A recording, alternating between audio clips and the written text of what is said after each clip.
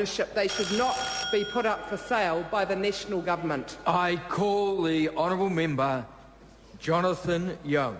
Thank you, Mr Speaker. Well, on the eve of Labour's big announcement of their big grab, taking more from New Zealanders, I'm proud to say that one of the government's key platforms for economic growth is to take less, giving more back into the pocket of New Zealanders. This is good news for the people of New Plymouth, because we are an innovative and hard-working electorate, and National believes in rewarding people for their effort. We are big employers with one of the lowest unemployment rates in the country. We are big exporters, not only of dairy products, not only of oil, but we export high-quality engineering and manufacturing, and we export education and tourism, and shortly we'll be the premier arts and cultural attraction in New Zealand.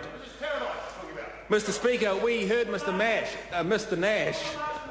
Nash today talk about the typical attitude of envy that comes across from that side of the House, talking about or railing against John Key's mates, who they say on the 1st of April this year got a tax cut of $1,000 a week. They say that is unfair. Mr Nash would have done the figures, Mr Speaker, but he never brings them out, that in order to qualify for that level of tax cut, you have to be paying in the order of $336,000 a year tax already. And what's going to happen to that person in terms of that tax cut is that they will now be paying $284,000 a year tax to this country. And they talk about fairness. Mr English today said that 10% of New Zealanders are paying 70% of our tax. And so what we are saying, Mr Speaker, is that in order for this country to get ahead, we are putting more money back into the back pocket of New Zealanders. And people like that, who are relatively few in our country, they are more likely to invest their money than spend it, which is probably why they are high income earners in the first place. They are the sort of people who create jobs. Money creates opportunities, and these people will do that. But when you consider the broadness of our tax reform, when you consider that 73% of New Zealand taxpayers only pay 17.5% marginal tax rate, and that a family of four on an income of $50,000, once receiving working for families, effectively pays no tax at all, Mr Speaker, you've got to see that we have a fair and a robust tax system.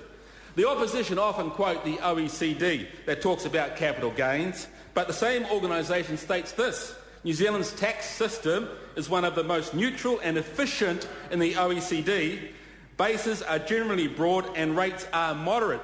They said that back in 2001, before the taxation reforms came through at the end of last year, starting on the 1st of April.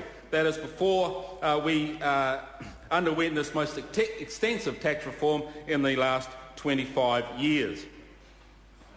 Mr Speaker, the opposition want to take more of New Zealanders' money because of their "we know best how to spend it" attitude. You work for it, you sweat, order, you worry. Order. Member is referring to the Speaker. This is what they would say. The people of New Zealand work for it, the people of New Zealand sweat for it, they worry for it, they do the long hours of toil, they spend their weekends in their offices and in their workshops, but we will spend it because we know best.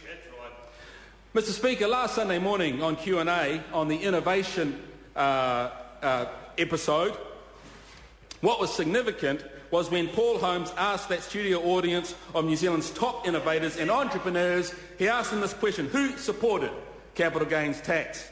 Not a single hand went up. Oh, with the exception of David Shearer, Labour MP from Mount Albert, because he had to. Not a single hand moved from the nation's top innovators and entrepreneurs. Not a flicker of a finger, not a raised eyebrow. And the best that David Shearer could say was wait until Thursday. New Zealand's brightest entrepreneurs, New Zealand's brightest innovators, essentially were saying to the Labour Party, don't take anything more. We can do something better with the funds that we have than you can. When we took the reins of office, New Zealand had been in recession for 9 months. Well before other countries, well before the global financial crisis. The BNZ PMI, the Performance of Manufacturing Index, stated that in February 2009, manufacturing sector went into recession. That was not good for New Plymouth, because we have a large number of manufacturers. We did not do well under the Labor government. Mr. Speaker. I call the honourable